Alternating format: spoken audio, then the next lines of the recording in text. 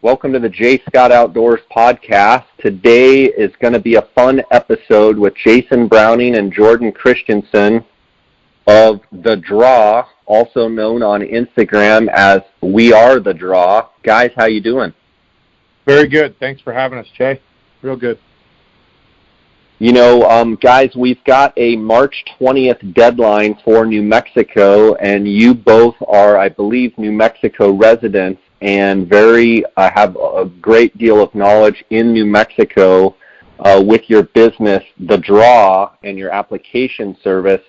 I want to take just a quick second. If people didn't listen to our podcast that we did when I believe we were breaking down Arizona, if you guys would just give a brief description of yourselves, a background of yourselves, and then we'll dive straight into the New Mexico applications and units and such. Perfect. Yeah.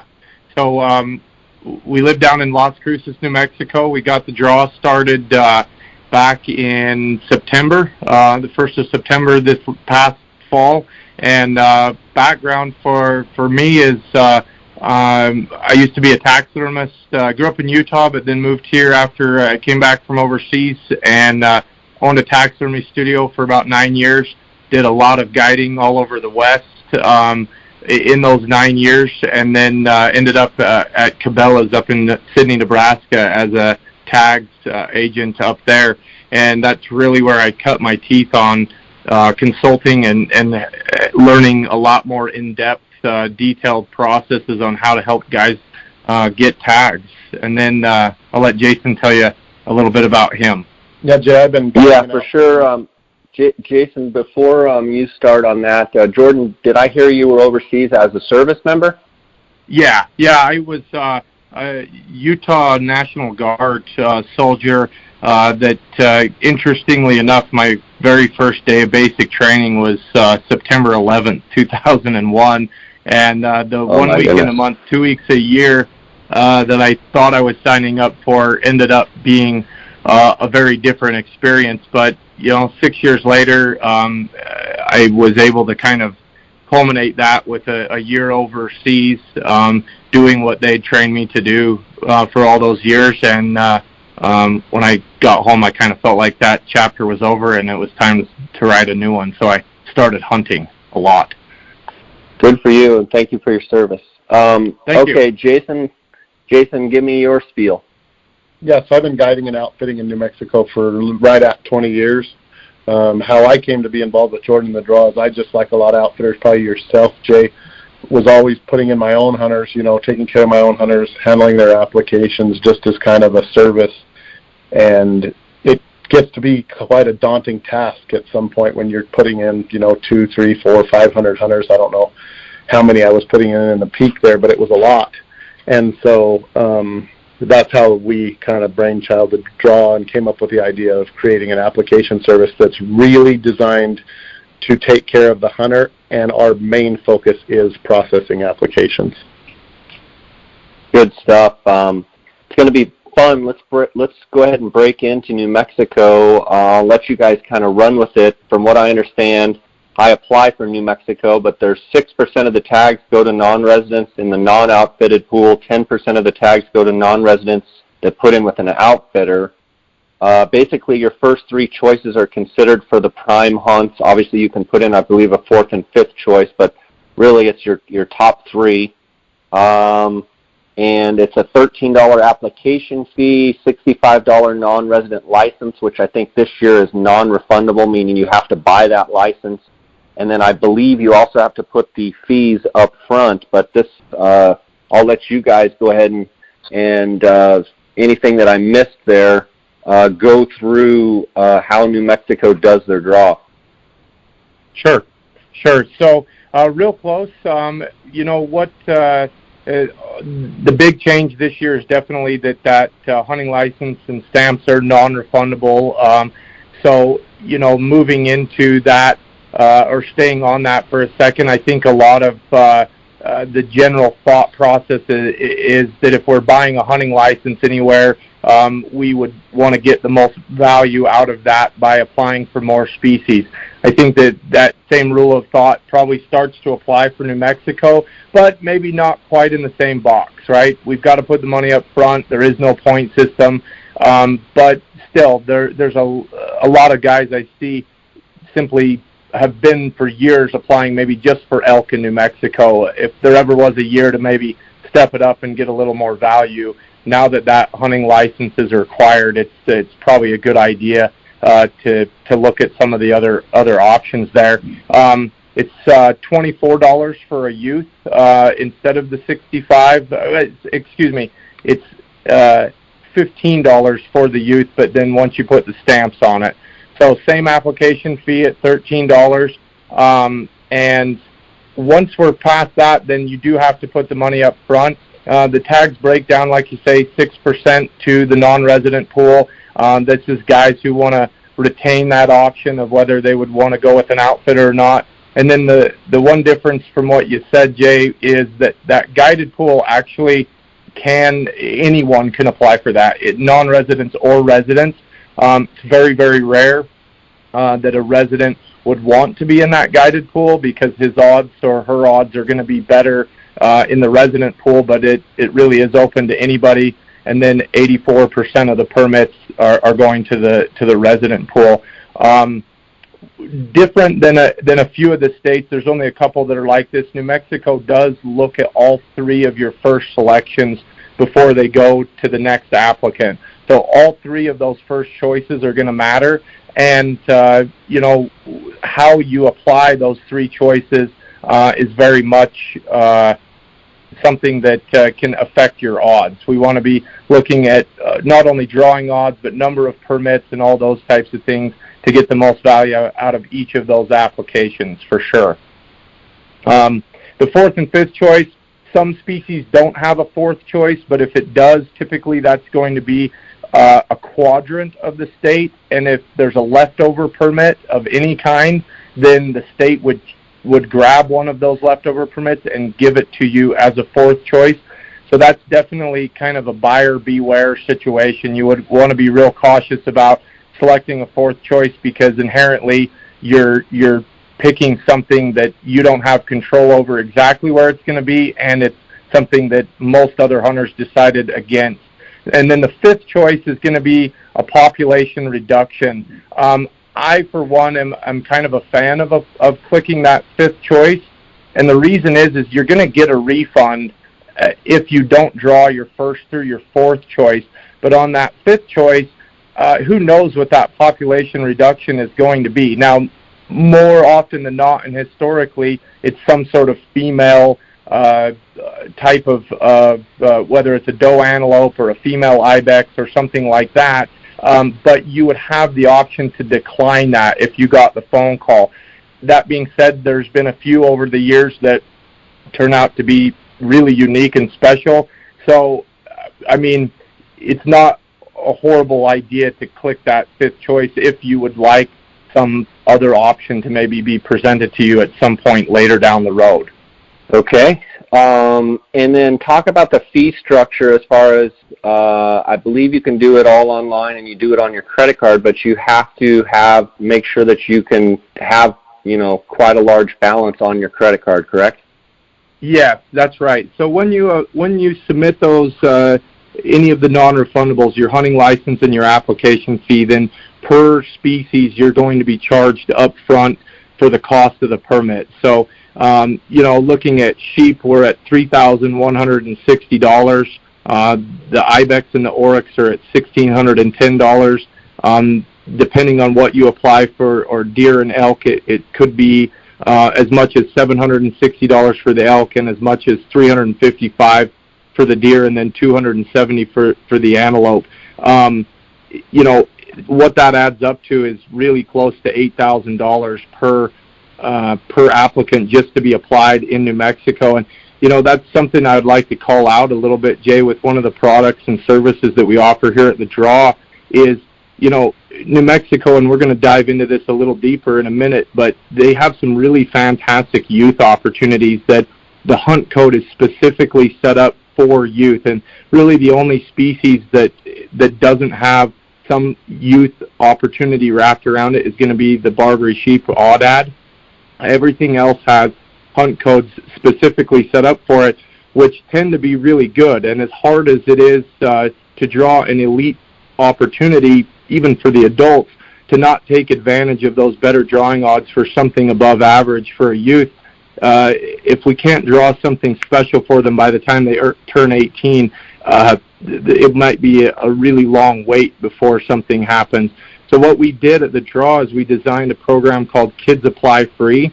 And if we have an adult applying for New Mexico and using our float service, then we will actually put up all of that money for that youth hunter at no cost at all. And so now it's just $24 for the license and stamps and $13 a species, and the parent can get their youth hunter involved as aggressively as they want. And there is no age limit in New Mexico. As long as the applicant has a hunter's education, then they are legal to apply and go hunting in New Mexico. So that Kids Apply Free program, if there is one state that it really can help a lot of folks out, that's a great program that we designed over here.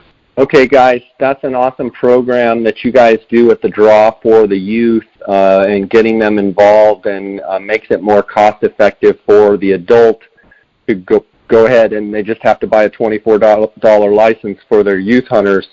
Talk about the age restrictions in New Mexico. I understand there's no minimum age to apply, but talk about what the age restrictions are actually to hunt. So there are no minimum age restrictions to hunt whatsoever in New Mexico. All New Mexico Game and Fish requires is that you have a valid hunter safety card, and that could be from your home state, or you can come to New Mexico and take the hunter safety here and get that. And there's no age. We're real liberal about that. If you can't read, they actually read the test to the kids that are under 10 years old. So as long as you have a valid hunter's ed card, you're good to go, and you can hunt and apply in New Mexico. On the upper end of that, Jay, as long as you're 17 the day the hunt starts, you're still eligible for those youth opportunities. If you turn 18 before the actual first day of the hunt, that would void you out of a youth opportunity. Okay. Cover anything else that you think, kind of some preliminary stuff about the draw, and then let's dive into, let's just start going through elk, deer, let's start going through them.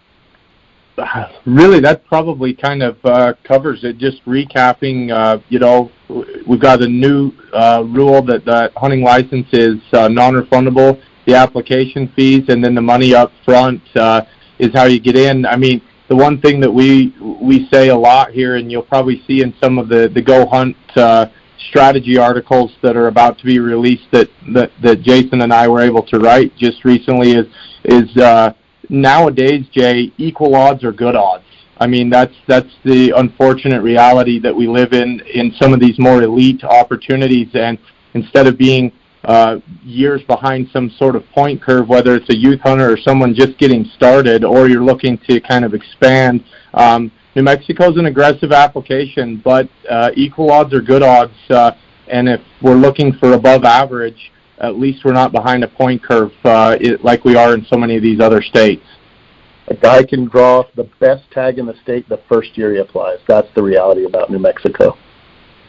Yeah, I mean, where it's an equal, when you talk about equal odds, you're basically saying there's no bonus points or preference points. You could literally draw 3 years in a row, or you could go 7 without drawing. But it seems like people, draw New Mexico tags. It just seems like a more of an opportunity state.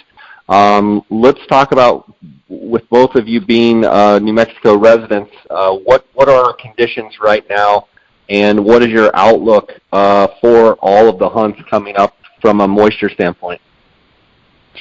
So we're a lot like you over in Arizona, Jay. We got beat up pretty bad last year. It was probably the worst year I've seen in a long time. I don't know that I remember a worse year statewide as far as drought and stuff. That being said, I think we're coming out of it up to this day right now. We're set for a great year in New Mexico. We've got the snow, we've got the early rains. Down south where I live in Las Cruces, we don't they closed schools for an inch of snow, but we did get winter rain, which is just as important to us down here. And, the snowpack in the mountains is good. It's still snowing. We got some snows in the Gila last week. So I think moisture-wise, we're set to really have a banner year this year. My personal feeling is that a lot of older age class animals were really small last year, and they were really hurt by that drought, and I think a lot of them got left in the mountains. And I really think that New Mexico could have a banner year this year. Let's dive specifically. Let's start with elk.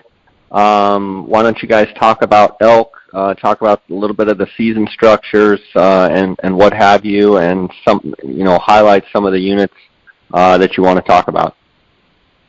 Okay. So elk, we basically have our archery hunts in September. There's an early hunt, which is September 1st to the 14th. There's a late hunt, which is September 15th to the 24th. And then that gets a little bit more complicated as muzzleloader and rifle kind of mix in there from the 1st of October all the way through to parts of November. And depending on unit, we have units in New Mexico which are primitive weapon only, so they don't have rifle hunts, but other ones have a mixture of rifle and muzzleloader hunts mixed through there.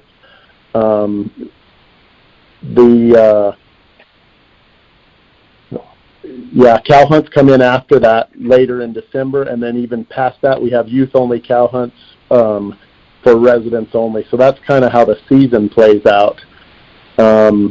Unit side, there's three basic areas for elk. You got the north central part of New Mexico, which is your 40s and your 50s.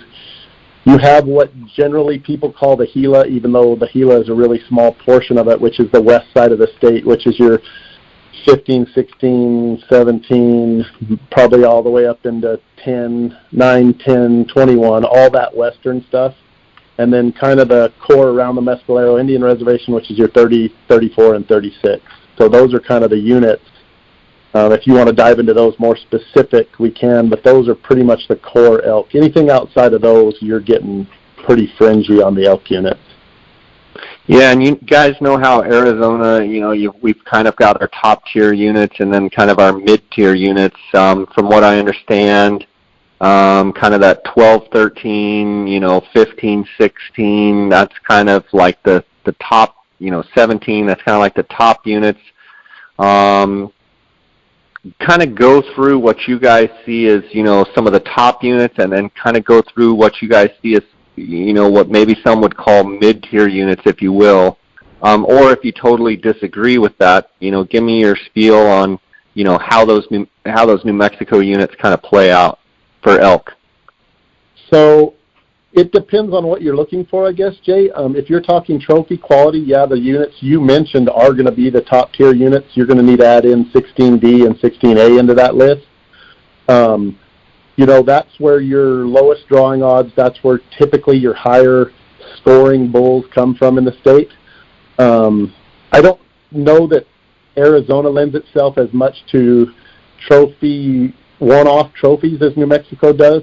I mean, we'll see 370, 380 bulls come out of just about every unit in the state this year, I believe. So there's kind of a difference in that, as that any unit in New Mexico can produce some giants, but those are your top tier units on the west side of the state, generally agreed. The northern units, most people consider those to be like your higher number. You'll see more bulls, you'll see more elk in a given day. There's a lot higher density of elk, but your trophy quality probably drops off a little bit in the north. Also more hunters up there. It's not quite as limited because there are more elk. You end up with more hunters in the draw and more hunters in the field. And then, 34 and 36 has really come on the last few years, and 34 really can rival some of those western units nowadays. There's a lot of elk, and they're killing some real good elk in 34. So I guess the 34, 36 would kind of be your mid-tier units if you had to lay it out like that. Guys, talk a little bit about the first season, the archery season, the 1st to the 14th, and then I believe the 14th through the 25th, or 15th through the 25th, or roughly, 15th to the 24th, talk a little bit about, on a year like this, a wet year, are you going to see Typically that first hunt's a little slow. They're not quite rutting as well. But do you think on a good year like this, it actually could even out and make that first hunt really, really good? Man, that's the $1,000,000 question, right, Jay? Don't you wish you knew the answer to that question? Yeah, so I'm asking you. So I'll give you my personal opinion. I studied biology in college, and I believe in a year like last year, I believe a lot of cows, not all, maybe not even a lot, I believe some cows probably didn't cycle due to their body condition.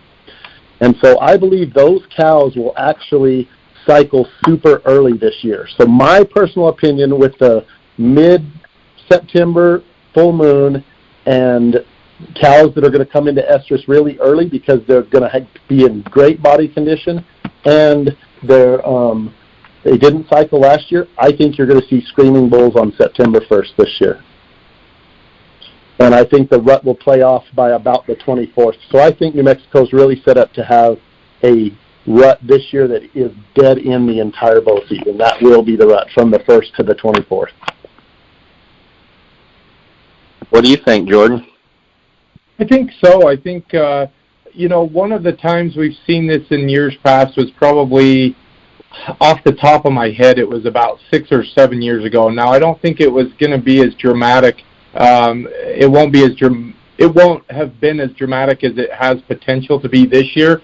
But once we get a good moisture year like this and everything just is as healthy as it can be, I think that Jason's right on track. I think that there's a few things happening that's creating a perfect storm where even on normal years, I guess, as far south as we are, that any given cow may not quite be prepared physically to have an estrus cycle and go for it, whereas this year it's really shaping up that almost every cow will, and you're going to even see some, with all of what's going on, screaming bulls early in the season. And then I think, even if it doesn't hit right on the money where the hard rutting activity isn't happening till 2 weeks in, there's going to be enough of those early cows coming in that sometimes that first season really lends itself to having a crack at a bigger bull because he's not with a big harem just yet. And they're out chasing, they're looking, there's just enough scent in the air that they're making a lot of noise.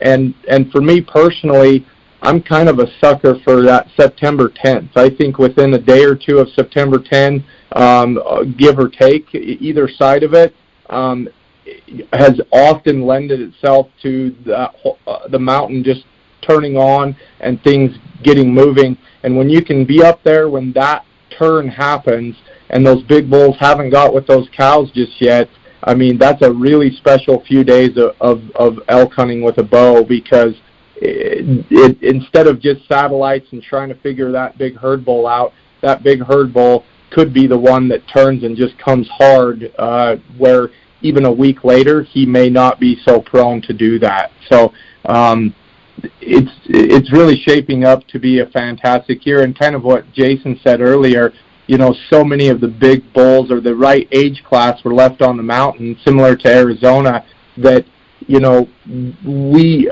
should be seeing above average elk coming from everywhere this year, because they're just inherently they're a year older, and they should be getting everything they need to kind of manifest to their full genetic potential. So it's that early archery could be in years past, that's always had much stronger drawing odds anyways, Jay. So as far as kind of a strategy goes, if getting to New Mexico is a high priority, at a minimum, even if you wanted to swing for the fence on some elite permit on your first choice, to not maybe back it up with a second and third that historically have been easier to draw, which even on good units that first season lends itself to that, is a stronger application. It's a more aggressive, and if there ever was a year to have an elk tag in New Mexico, this is really shaping up to be it. Yeah, guys, you were talking about the guided versus non-guided. One of the things, I'm looking at the Go Hunt Insider, and let's just take like a Unit 34. If you were to go guided on that first archery hunt, it's a 9.3% chance to draw. There's 20 tags, and there was 428 applicants last year. For the second hunt, it's 5.7% draw odds, 20 tags this year, 513 applicants. If you compare that to non-guided, just going in the non-resident pool there, you've got a 3.9% chance and a 2.4% chance. So it's amazing to me how the guided draw, I mean, in some cases it's 2.5, 3 times the draw odds. Talk a little bit about the guided pool and the non-guided pool. Sure. So with what it really boils down to is just it's a program designed by the state to encourage more traffic in those outfitters and help them generate business. It's really a mistake if you know that you're going to go with an outfitter that you should be in that guided pool. And so one of the things here at the draw that makes us a little bit unique too, Jay, that I think is worth bringing up is one of the things that kind of flies under the radar is that if an outfitter is willing to transfer you out from a contract that you are required to be under contract at the time the application is processed. That's what the law is in New Mexico. Well, if we lock in with an outfitter because he's the right pick for elk, or maybe he's the right pick for deer, but we're applying for a lot other species, and or maybe we're interested in maybe trying for a Unit 34, but maybe we also want to put a Unit 16 in our application. The idea that we would be using the same outfitter for each of those selections, or that would be the right pick for of an outfitter when you draw, say, an off-the-side type of application, really it's limiting. It can be limiting. And so when you're working with the draw, being that Jason does have his outfitter's license and has the permits required to be in all of these different places, one of the things that we can do is retain that ability to help guys get lined up. And you're not required to use our outfitters, but we can help it and being as involved in that as you'd like to be. But you're not married to any one set of things other than you do need to be with an outfitter, and you can retain that ability all the way through the application process, working with us and how it all comes together, so that you're not married to one, because who knows, maybe you put in for sheep or Ibex and there may be a stronger choice, but for the deer or the elk that you were going to apply for, whoever you maybe first glance that was the best pick, but may not be for some of the other stuff you're interested. So working with us allows you to retain that ability to go with whoever you would like once the draw process is complete and you're under contract and legal throughout the entire process. Fair enough. Guys, let's bounce over to bighorn sheep, both desert and Rockies. Talk a little bit about how those draws work and the sheep hunting in New Mexico. Sure. So with the sheep, this is probably one of the most unique applications in the country when it comes to North American wild sheep, right? And a big reason that is because of the quotas that exist in New Mexico. And so what happened, it's probably been about 4 or 5 years ago now, is that when they pushed the sheep over to being subjective to those quotas, where it's the 84% resident, 10% guided, and then 6% non-resident, there wasn't enough sheep tags per hunt choice to activate those quotas. So New Mexico was really genius in this point where they decided, okay, let's group all of them together into one application, and because it's all in one application, now we have enough permits that we can end up with different numbers of tags in each of these different quotas. So what it boils down to is you have 2 desert bighorns in the non-guided pool, 2 desert bighorns in the guided pool, and 1 in the non-resident pool. And you end up with 3 in the guided pool for the Rockies and 2 in the non-resident pool. And so you're going after twice as many permits in the guided pool as you are the non-resident, but overall you have a very strong application because there is very few other opportunities in the country that when you're applying, you're actually applying for that many sheep chances per application. Now, there's other states that have a lot of options to choose from, and the only other one that's maybe comparable slightly would be Nevada with your 5 choices in Nevada, but everything else is going to be 1 sheep tag, maybe 2 per selection, where this one in the guided pool, you're essentially applying for 5 different sheep tags, or even in the non-resident pool, you're putting in for 3. So that creates a really unique opportunity. And so how it works is you could either pick Desert Bighorn or Rocky Mountain Bighorn as your first choice. Let's say that because inherently drawing a Desert Bighorn tag is much harder than even a Rocky, that more often than not, that becomes a stronger choice as your first choice. Now, you're not losing any odds by choosing that, but most guys are going to be looking for a desert or the best chance at a desert. So you select that species as your first choice, and then underneath that, as you're processing the application, it's going to give you 3 selections of that species. So you would look for any of the 3 units that are available or 3 hunt codes to list under that. Now we would pick Rocky Mountain Bighorn as our second choice, and we would list 3 Rocky units. Now, here's a little Jordan theory, and this kind of resonates across all species, but especially when it comes to sheep, it's maybe more critical than the others. There are a number of hunt codes that when we look across what's available for Rockies or deserts that only have 1 permit available for that hunt code.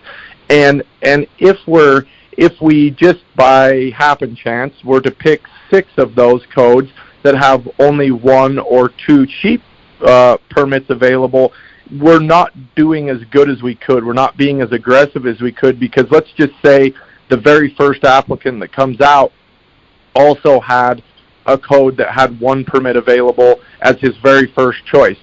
Well, immediately, first application out, you're down to 5 chances.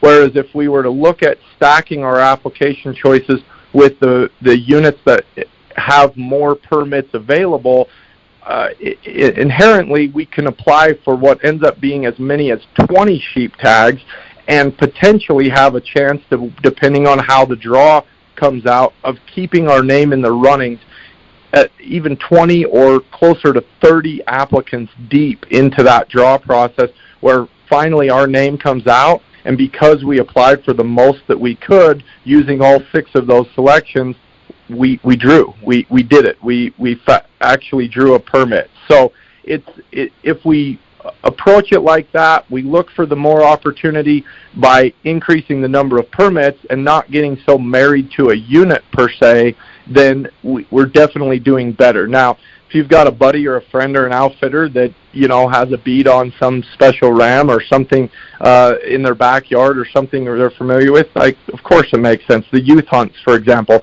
there's only 1 permit in each of the Rocky or the Desert Bighorn youth codes, but to not put your youth hunter in for the youth as the first choice on each of those species, even though it is only 1 permit, would be a mistake because of the odds wrapped around it. So it's not a perfect equation, but overall, in general, it's a stronger application because it keeps our name in the runnings for a lot longer. Guys, I lost you there for a second, but I think I've got you back. To put you on the spot in New Mexico for desert sheep, give me kind of your top 2 or 3 as far as quality, top 2 or 3 as far as quality desert sheep, and as top maybe 2 or 3 Rocky, best rams possible type scenarios for those units. I would say that my pick for the deserts, really, Jay, is probably going to be White Sands Missile Range, the Unit 19 San Andreas Mountains. Historically, It just seems like they've been producing really well. I actually was able to guide a hunt out there this last year, actually the last couple years, and just even boots on the ground. There's definitely still a very real crack at a 170 plus ram on White Sands and Unit 19. So either the early or the late hunt there is probably the one I would lean to the most. That being said, there was some really big rams taken on the hatchets this year, and from what we're hearing and kind of on the ground stuff, either the early or the late on the hatchets again has a real high probability of a 170 plus ram being not out of the question at all. And even this last year, I think there was at least one ram over 180 down on the hatchets that was killed. Obviously, we don't want to be chasing dead sheep, but the genetics are there, the age class is there, and there's some real up-and-comers in both of these units. I know for sure I left a ram on the South San Andreas that was easily mid-170s. That was his friend wasn't as lucky as he was, but there's some real quality sheep. You know, that's even overall, Jay, New Mexico, kind of using a go hunt term in those strategy articles, one of our hidden gems truly is that most of the units for sheep in the state still have a high probability for class 4 rams. Like, if you draw a permit, it's not just a chance to go hunt sheep. You really have quality, something special on your hands. Yeah, definitely. Yeah, and talk about the Rockies as well. Sure, and the Rockies, I think, you know, the Wheeler Peak and the Latiers are definitely going to hold their own. They've been holding their own for a long time. You know, I think that the two permits up in the dry Cimarron, that's kind of a different situation up there with the private property, and it's a 6-month season, and those rams are really nomadic. They're coming back and forth from Colorado up there. I think there's a lot of logistics involved in that, but if I was picking units based on where some of the best rams are being taken, the Wheeler Peak, Latiers, or that dry Cimarron would be very worthwhile to be keyed up on. Okay, guys, let's hop over to deer and talk about the opportunities in New Mexico for deer. Obviously, you've got mule deer and Coues deer both in the state. I'll let you go from there. Yeah, Jay, we actually also have eastern whitetails, and so we actually are one of the 4 states in the United States where you can actually apply and hunt 3 different species of deer in New Mexico. So I can kind of tackle each one of those individually if you'd like. So mule deer pretty much cover the entire state. They're top to bottom, 10,000 feet elevation down to the very desert floor. Most of your deer gurus will tell you that we have, you know, the Rocky Mountain mule deer, and then we have the Sonoran Desert mule deer in New Mexico. At the southern end of the state, our deer they do look like the Sonoran Mexican deer. They're smaller, way smaller bodied. Their structure is a lot like what you see coming out of Sonora. And then, you know, the further north you go, the more they start to look like the Rocky deer. Units, the best unit for the desert type deer is unit 27. That's pretty much 26 and 27 are the units that get applied for the most there, and the hunting is very good in those units for mule deer. When you talk about the Rocky and why everyone comes to New Mexico, even though New Mexico is not really known for big deer, we do kill quite a few big deer every year, and those deer are going to be centered up in the northwest corner of the state in your unit 2, unit 5, those type units up there. Coues deer are on the border with you over in Arizona, Jay. You know, we have about 5 or 6 units in Arizona on the border with Arizona that hold our Coues deer population, and that's going to be 23, 24, 26, 27, 21. Those units are where our Coues deer are, and all of them are shoved up against the western border of New Mexico. So we're kind of on the fringe of the core Coues deer here, which is in Arizona. But I think we have just as good a hunting in those units as the best units in Arizona. They've been managed a long time for trophy deer, and New Mexico Department of Game and Fish does a pretty good job with the Coues deer when it comes down to that. And then kind of something that's kind of just evolving in New Mexico now is the whitetails and the eastern whitetails, and that's in the northeast corner of the state, on our Texas-Oklahoma border. And I actually took my son up last year, and we hunted in the northeast corner, and we saw what I was really shocked to see how many whitetails are actually moved into that country out of Texas and Oklahoma. We were hunting on the youth hunt up there, and we probably saw in a 6-day hunt, we probably saw 20 whitetail bucks, and we were hunting mule deer. So that was pretty neat to see that those whitetails have really got a good, strong foothold up there. Game and Fish has been real aggressive with managing them and welcoming them into our state so that we can have them to hunt. And they're actually, for the first year this year, they've set aside some whitetail only hunting opportunities where you're specifically putting in for a tag that's whitetail only, and those typically have great dates that are centered around the whitetail rut in northeast New Mexico. And that's going to be in your units like 57, 58, 59. I didn't mean to slight the whitetail. Being a Coues deer fanatic, I actually kind of always forget that there are whitetails in New Mexico. And it seems like every year you're hearing more and more about them. Talk a little bit about, in your opinion, the northwest part of the state and the Coues, season dates and what have you. Are those hunts overrated, or are they truly a great hunt? I think they're a little overrated. I think my thinking on that is when people come to Unit 2 or 5, they think they're coming to the Hickory to hunt or something similar to the magazine articles of the Hickory, and that's not the reality. Yeah, there's going to be a couple 200-inch bruisers killed every year up there, but your everyday normal hunter, even your good hardcore hunters, they're going to be surprised when they get there and they see the total quality of the mule deer. It's not what most people expect when they get there. Yeah, for sure. Guys, I want to take a quick second here. I want to take a break. I want to thank the sponsors of this podcast. Talk about the Go Hunt Insider. Right now, obviously, we're right in the middle of application season. I know Jordan and Jason do a lot with the Go Hunt team and write a lot of the strategy articles for these different states.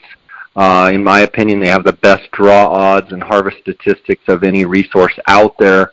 You can go to gohunt.com/JScott, and you're going to get a $50 Go Hunt Gear Shop gift card just for signing up. Go check them out. That's gohunt.com/JScott. You can also check it out in the show notes. Also, my friend Cody Nelson of 20-plus years is the optics manager there at the Gear Shop at Go Hunt, and I call him the glassing guru. He is the optics authority. If you have any binocular needs, any optics needs, rifle scopes, spotting scopes, tripods, anything to do with glassing, give Cody a call at 702-847-8747. That's extension 2. He has promised me that he will take care of the J. Scott Outdoors podcast listeners. Make sure you mention me and tell him if he doesn't give you a good deal, I'm going to give him a black eye. Make sure to emphasize the black eye. And I want to thank Go Hunt for their sponsorship. KUIU, also KUIU.com, KUIU.com. KUIU Ultralight Hunting is the gear that I wear on all my hunts. Check them out at KUIU.com. Canyon Coolers, based right out of Flagstaff, Arizona. If you use the JScott19 promo code at canyoncoolers.com, you're going to get a 10% discount. Phonescope.com, if you use the JScott19 promo code, you're going to get a 10% discount as well. And then Onyx Maps, if you use the JScott19 promo code, you're going to actually get a 20% discount. I'm sure you guys have used Onyx Maps. I love Onyx Maps. Go check them out. OnyxMaps.com, use the JScott19 promo code. You're going to get a 20% discount. Guys, they've made a change this year with New Mexico Antelope. Talk about the changes with the Antelope and kind of break that down. Sure. If there ever was a time to call out Onyx, it would be on these changes in New Mexico. I think if you're planning on a New Mexico antelope hunt this year and you don't have onX, you need to seriously consider investing in that tool because you're going to need it more than ever. And really why that is, Jay, is because in years past now, this changed a few years ago for the youth, the archery, and the mobility impaired hunts, and now it is as well as archery, and now it's changed for the adult rifle hunters. And what it is New Mexico has decided to pretty much hand over all of the management of antelope to the private landowners that are primarily the big bulk of the population of antelope is going to be in the eastern side of the state, and even more specifically in the northeastern side of the state. They've just kind of said, listen, we're not going to fight through these landowner permits, and we're not going to manage through this any longer. And now over-the-counter permits on private land are statewide. So if we're looking for an antelope hunt, buyer beware. There's going to be some Craigslist and eBay fire sales on antelope permits this year in New Mexico, and it's really going to be hard to say what you're going to get because there is no limit. It's completely unlimited on private land.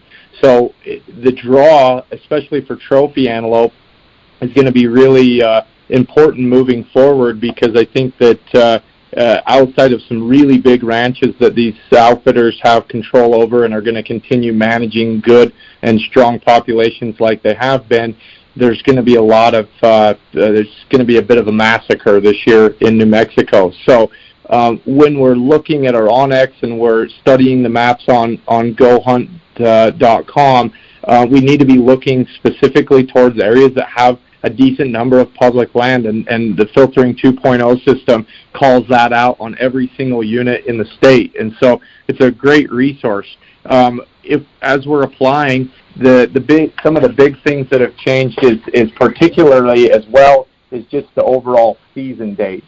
So not only do we need to be focused up on units that have enough public land that we could go and have a productive hunt in, because many of them up in the northeast corner particularly have very, very little public land, state or federal, up there. And so the western side of the state is where, especially if we're planning DIY type experiences, is where we need to be focused.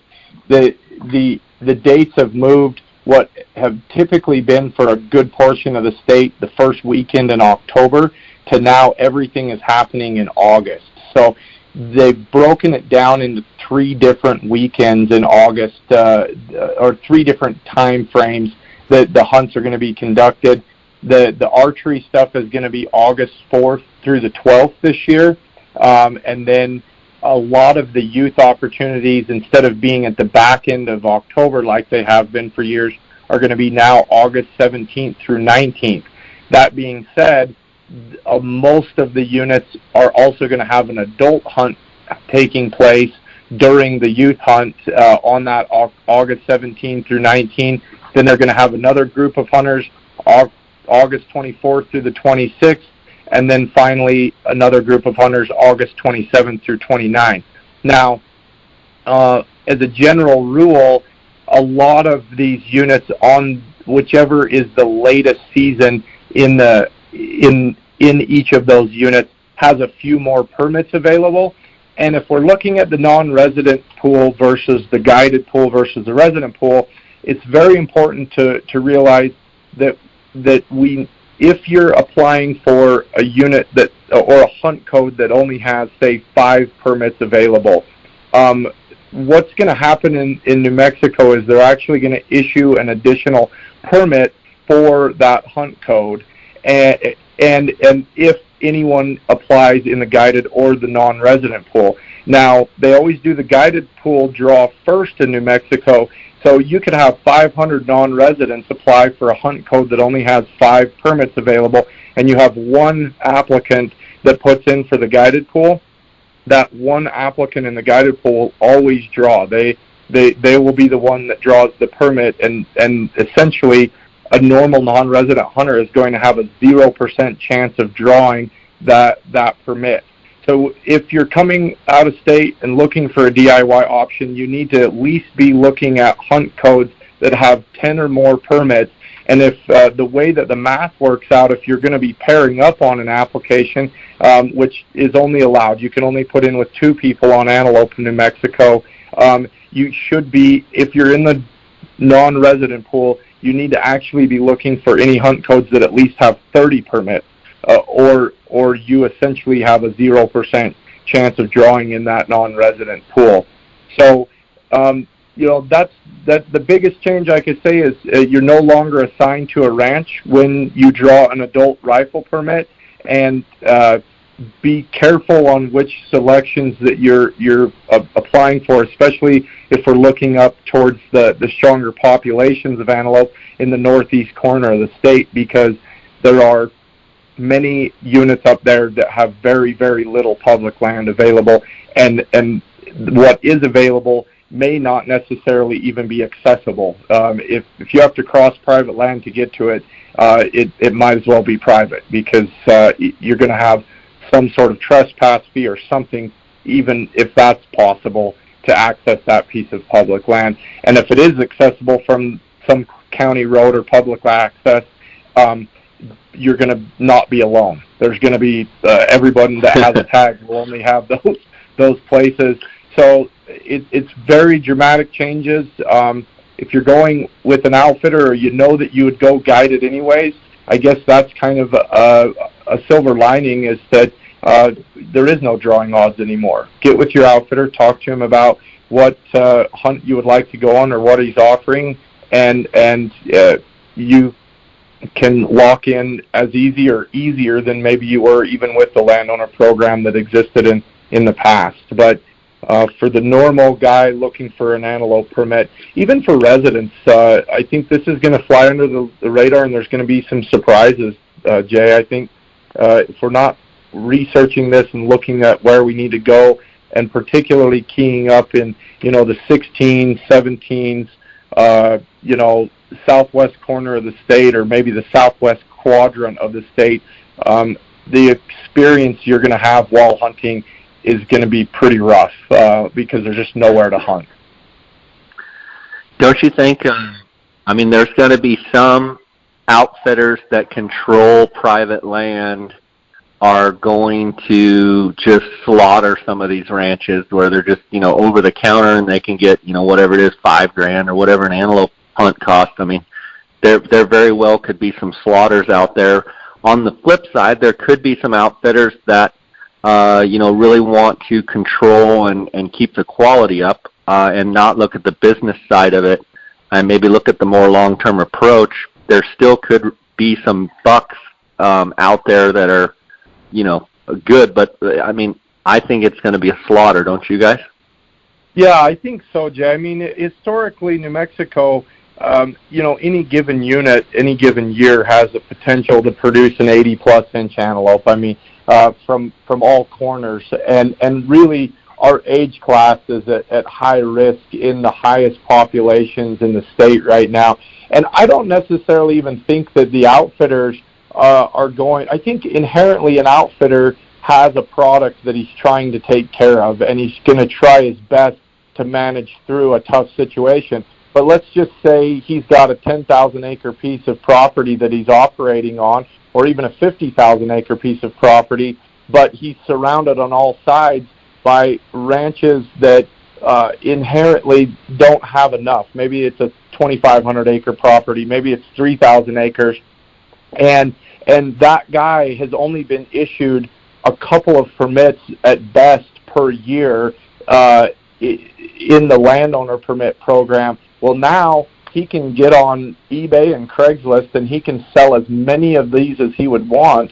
And if he's not a hunter and he's not a conservationist, if he's purely, focused on the amount of grass that's getting eaten, I've said in some of these meetings, there's some of these folks that truly do not like particularly antelope. That same guy may love deer and elk, but they, for some reason, do not like antelope, and they are going to be aggressive about getting as many of them off of their property as they can. And for the first time ever, they're going to be 100% legal. not only selling them, but they're going to get one for themselves and their brother and their cousin and their sister, and everyone's going to have an antelope tag. And I think not only is our age class at risk, but just the overall population is it's a bit of a scary time, particularly in that northeast corner of the state where, even if that antelope crosses a fence, it doesn't mean he's safe. It doesn't mean that he's out of the pressure anymore. He's just out of the pan and into the fire more often than not. Guys, let's jump over to the Ibex and the Oryx and the Barbary sheep. Okay. All right. Sounds good. So Ibex, as you know, Jay, is pretty much confined to the Florida mountains. There's basically archery hunts, one muzzleloader hunt, one rifle hunt, and some youth hunts. And now they've instituted a few of the female immature hunts, which is an Ibex, a female Ibex, or a male with horns shorter than 14 inches. It's good. The Florida mountains are not in as good a shape as they were. The local talk, here I live an hour off the Floridas, and everyone says 40 is the new 50. So because of increased hunting pressure, they've knocked the oldest Ibex down pretty hard to where now, your trophy quality is not as good as it was in the heyday of the 2000s. Hard to draw, really hard to draw. I would stagger your application if you just want to hunt Ibex, rifle, muzzleloader, bow in that order, because that's how the odds are going to play out. That's your best chance of drawing. The bow hunt is really tough. It's a 1% club, 1% of hunters that actually do it, actually get an Ibex on that hunt. If you want to talk about Oryx a little bit, we can talk about, there's several drawing odds for Oryx. And some of those everyone wants to come to New Mexico and hunt Oryx, and they don't realize that, the missile range is the key main Oryx hunt. And when you put in for Oryx, that's where you need to be applying. But the off-range Oryx hunts have really gotten good now as that Oryx population goes up and down, and they manage it with hunting. That's what it is. There's no natural predators. There's nothing. So as the Oryx population gets up, they bring in more hunters, and they bring it back down to an acceptable level. And that's a cycle, and we're in that boom cycle right now, which then leads to better off-range hunting because those Oryx are starting to go off the range. So I would encourage guys to look at those off-range hunts a little bit more than they have in the past. They are still tough. They're still not on the missile range by a long shot, but they are doing pretty good. I talked to a fellow that went out hunting this weekend with his daughter, and off the range, just out on BLM land, they saw like 25 Oryx in one day, and I consider that a pretty good day of Oryx hunting. It sounds like they're like rats. Yeah, well, not quite that bad, but there are a lot of them coming off the range. Stallion and Rhodes are still going to be your top two choices on the missile range. That's where you want to apply. They're both equally as good. You can get in a debate with a lot of guides and outfitters and hunters, and they'll definitely have an opinion whether Stallion or Rhodes is a better hunt. But when it comes down to Oryx, cut through the crap, they're both really good. They added 2 new hunts on the range this year. Those are areas that weren't typically hunted other than by some special hunting that the missile range does outside of the draw hunts. And I guess time will tell how good those units are going to be. I still think your Rhodes and Stallion are going to be your 2 best choices. Aside from that, for the out-ed? Let me just go one other thing in Oryx. There's the hunts on McGregor. Those are also really good. Low tag opportunities. I think there's only 25 tags on each hunt, but that is also the McGregor hunts are a really good hunt. There are high numbers of Oryx on the McGregor range, and the one cool thing about that is it is not a once-in-a-lifetime. So if you've drawn your once-in-a-lifetime, you can always still have a great hunt on McGregor, and you don't have to be forced into hunting like a broken horn or an off-range. You can still get an on-range type hunt if you've drawn your once-in-a-lifetime. Go into the out-ed. So that out-ed is kind of like antelope. They've really changed that a lot this year. They broke it into specific shorter hunts. It used to be a long 30-day season, and you picked a group of units. Basically, there was two basic hunting areas, 29, 30, and 32, 34, 36, 37, and then there's a very small contingent of tags on the McGregor range. They took that, used to be February 1st to the 28th, and that they just threw all the hunters out there at that time, and, you know, it was pretty much a free-for-all. What they did now is they've moved into having an October hunt and a December hunt and a January hunt. And so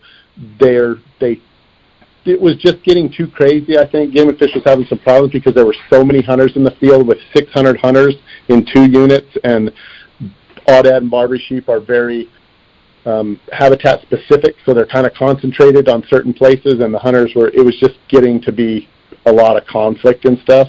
And so they tried to spread that out and give hunters a lot better opportunity, and I think it's going to do it. The general knowledge is that October hunt is kind of going to be during the rut. There's still some argument between people of when Aoudad actually rut, but I think that October hunt will be considered the rut hunt in New Mexico, and that's why it has less tags. One thing that made me think, and let's jump back real fast just to a question on antelope, by moving those seasons out of October and moving them into August, isn't that going to move the antelope hunting right during the rut? I know we're on Barbary sheep, but, you know, bounce back to the antelope, moving those dates into August, isn't it actually just prime peak rut? You know, just like anything, Jay, like the further south you get, it seems like the later the rut is, and really for the bulk of New Mexico, we don't probably see the heavy rut activity until the old dates in that first week of October, and even some rutting activity. I mean, we were out this last year. We were helping a friend during a youth experience that would have been the last weekend in October this past year, and there was no doubt in my mind the buck that we harvested was rutting his guts out still. Now, we're only 40 miles off of the border where we were hunting, but I think that it moved it actually very much out of the rut, and everything will be it'll be over a month before we really see much rutting activity at all for the bulk of the state. Maybe in those very far northern units, you're going to see some decent rutting activity, but for the bulk of the state, we're going to be way in front of when any rut activity is going to be happening. Okay, and with that being said, if it's way in front of the rut, aren't we going to just kill a bunch of bucks? Therefore, the does might not get bred as much?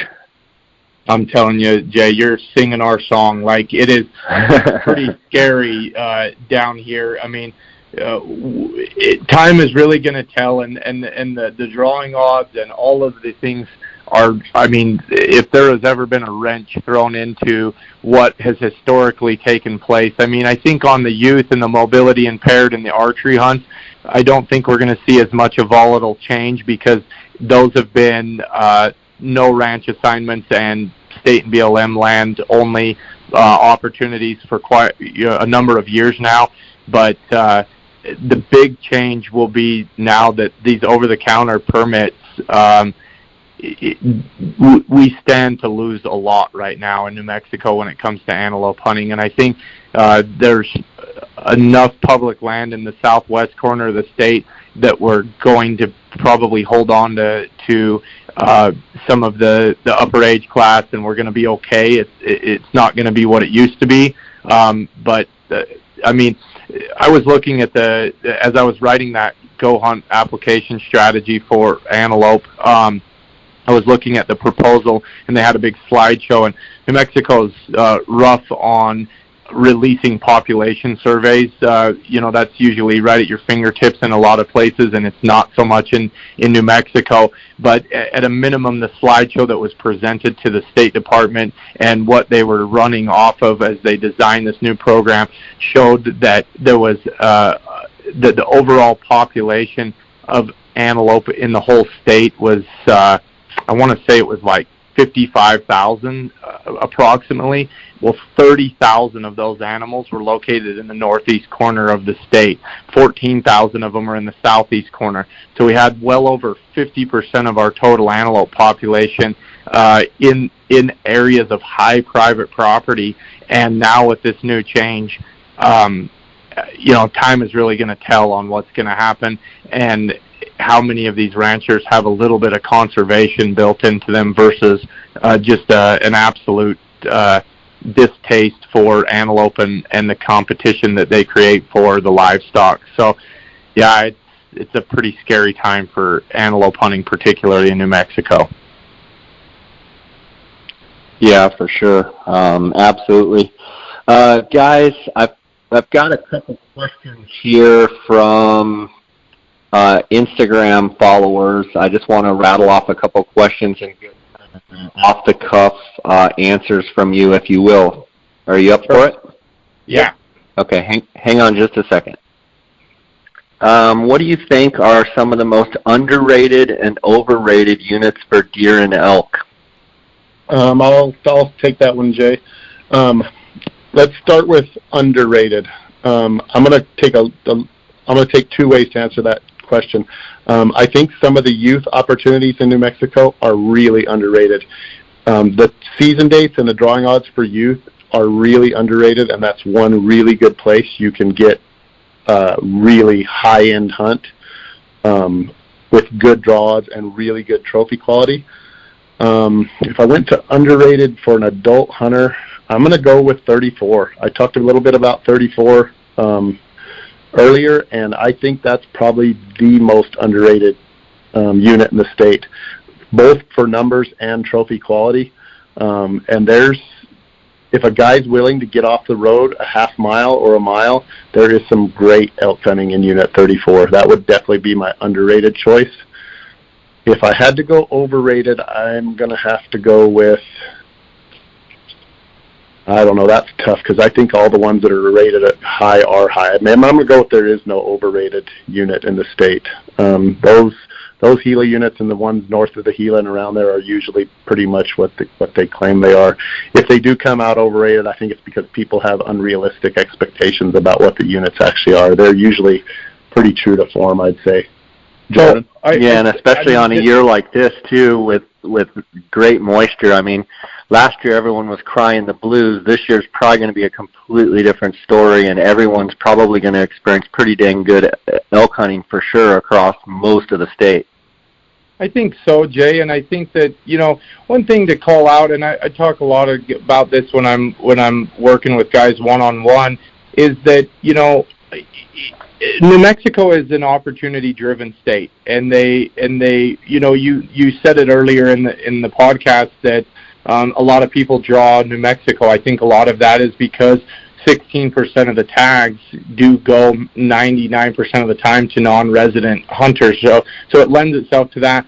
I think New Mexico inherently creeps into the conversation with Utah, Arizona, Nevada as far as giant elk. And the unfortunate reality is that where even Utah nowadays, in personal opinion, is starting to lack a little bit as far as what they used to be in trophy quality. But New Mexico, our best units are going to be 340 to 360 class bulls pretty consistently. But it is hard for us to have units that are consistently producing 400-inch bulls like a few of the places in Nevada, a few in Utah, and a few in Arizona. So the question of overrated, is a little subjective. I think, like Jason pointed out, we have to understand that as a whole, New Mexico doesn't seem to produce that absolute giant bull consistently out of anywhere. It's going to produce those bulls every year, but they may not come consistently from the same place over and over, like when we look at, Unit 23 in Arizona, or Unit 111 through 115 in Nevada, and some of these types of places. So, overrated might be that people come to New Mexico and they draw the very best tags in the state, looking for it to be a similar experience as the very best tags in Utah, Nevada, or Arizona, and it's not quite accurate to come with that type of looking for that type of experience. Yeah, makes sense. Here's another question. It says, how is the Coues deer hunting in New Mexico in Unit 24? 24 is good for Coues deer hunting, Jay, but it's good if you have time to spend in there and learn it. The deer are very pockety in 24. There's a lot of them, but they're in pockets and in certain areas. They're not spread completely through the unit. So for a guy who's willing to do the research, spend some time scouting, do the trail camera gig, whatever that system he puts in place is, 24 is a great unit for Coues deer in New Mexico. And the drawing odds there lend themselves that a guy could come realistically more often than not, Jay. I mean, that's probably even piggybacking on what Jason said. Like, you can get that tag fairly regularly, so it lends itself to kind of a learning curve that you can actually get in and create a home base and find where those pockets are and really have a good thing going once you get in and get your feet wet in that unit. Next question comes and it says, what unit in New Mexico is best for Coues deer, in you guys' opinion? We might disagree. Yeah, let's hear it. Yeah, so here's the thing. Like, there's a lot of chatter about the burrows in Unit 23. Me and Jason always have agreed that chatter's typically unwarranted. The burrows, for whatever reason, has the reputation, but it's not as strong as some of the forums and things that are out there would lead you to believe. Overall, I think that 27 and 26 and 23, all of those three, any given day have a potential to produce a 100-plus inch deer, and even into that 120-plus category. 26 is a very difficult to access where you need to go and where you need to be. It's more of plan on being on a horse, and getting really deep into those mountains to be successful, but there's some really big deer in there. 27 is more of a, there's some huge pieces of private property that you're always having to navigate down in 27. Kind of calling out Onyx again, when we're down in that part of the state, it's you've got to have your Onyx on and watching where you're going, but because of that, it does lend itself to some really big deer. And 23, for a guy that doesn't want to mess with any of that and just wants to go deer hunting, there's some really great deer coming out of 23 right now that you're not contending with near the amount of private property so 23 off of the burrows. Okay. Question comes in. Each one of you give me a sleeper elk unit. As far as we're gonna look at some stuff right now. I'm gonna, the sleeper for me, I'm gonna say is probably I think 13, and maybe even more than that. The 15, 13, and 17 in the late seasons away from the rut, maybe those are the sleepers. I was going to say, you were saying 13. I was like, oh, you're really going out on a limb there, but you're talking about the late season as a sleeper. Yeah, I think so, that those late muzzleloader hunts, don't seem to get as much attention. Just like anything, the further away from the rut you get, the more it seems like the drawing odds are, being that it's a muzzleloader, I think a lot of guys get deterred off of that. I know Jason's he's got another one up his sleeve, but, just looking at odds and seeing what's going on in those, with how easy or easier it is to draw some of that, if you're okay with more of a glassing them up, putting some miles on your boots, those can be really fantastic hunts, and the drawing odds would lead you to believe that they weren't. Jason, he's got a little bit more to add to that. So I will He was doing some digging while you were talking. He was like the mad scientist thumbing through all of his info. That's right. So I'm going to go with 2 units. I'm going to go for a DIY hunter. I'm going to say 30 could be a sleeper. I'm going to give you some of my personal, the way I like to hunt. I don't have to see 200 elk a day. I need to see 1 big elk a day. And then 30 lends itself to that. There's not a big population of elk, but there's a lot of public land in 30. And if you can find the elk, you will find quality bulls. The rifle hunt there is the 1st of October. It will be during the rut. The bulls will be screaming, and I'd say that's a sleeper for some guys that don't know. Okay. If you want to go on an outfitted hunt, the new unit that has never been in the draw before is Unit 47. It's primarily private land, but if you want to go on and that's a place where you could draw the tag and then find an outfitter because there's several good ones up there. But that may be a sleeper for big bulls is Unit 47. Okay, got a question come in from Tiber Tillahatchee on Instagram. 51 and 52 archery elk. I know it's not a top unit. Animal numbers ? Can you get into some bugling bulls?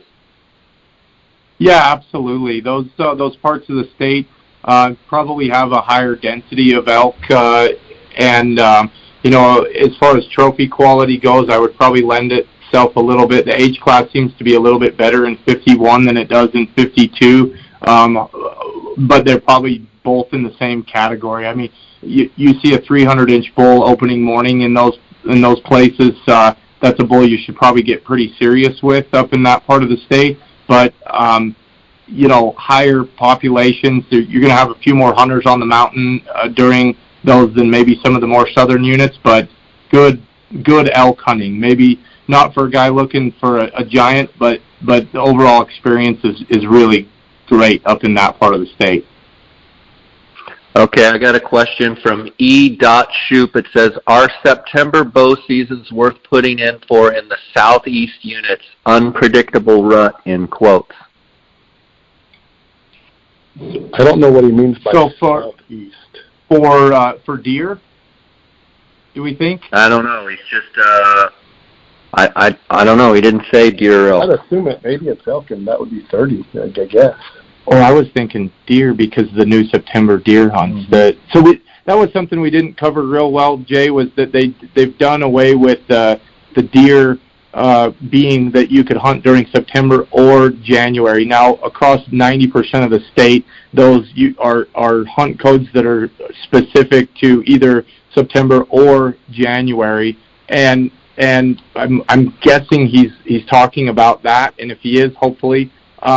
The thing that I would say about that is we're expecting a real high amount of leftover permits in those September archery hunts.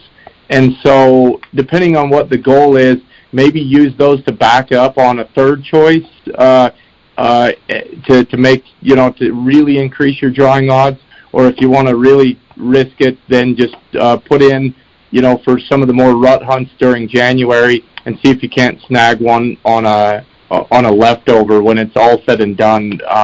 But it's those September hunts are going to be a new monster for New Mexico's. I mean, most of the country has some sort of archery season that's a lot more popular during those early months, and this will be a little bit new for New Mexico because most guys don't even try in years past that time of year. They just wait for January, and now you're going to have guys that will be their hunt for the year, and it's going to be hot.